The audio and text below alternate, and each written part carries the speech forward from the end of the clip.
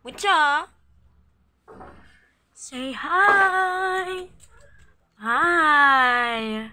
Magkikihay daw yung chunky boy namin, na. Oh! Ibi! Chunky! Water?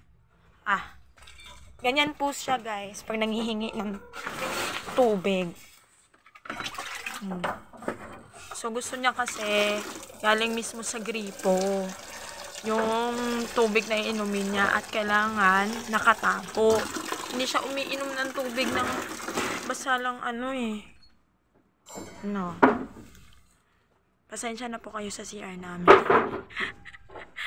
Pero po, ganyan po talaga siya kung uminom ng tubig. Chunky boy? So, tinawag namin siyang chunky boy kasi tignan niyo naman, no? Ang laman, no? Ang laman, no? Ang laman, no? Siya po si Mucho. And, alam niyo po ba na kayang-kaya niyang kumain ng sandamakmak na cat food nang walang pigil-pigil?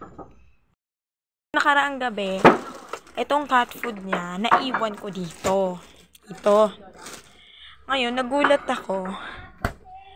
Kasi dapat yung cat food niya nun is dito pa karami. Kasi kakarating lang, kaka-deliver lang. Tapos, nakalimutan ko lang siyang ibalik sa ref.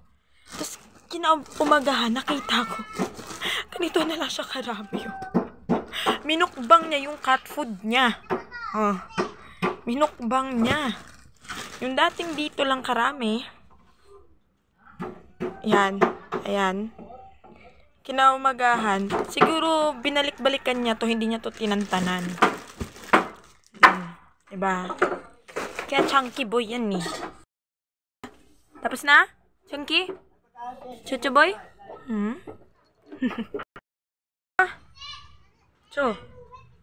Uy. Yung. Gulusog.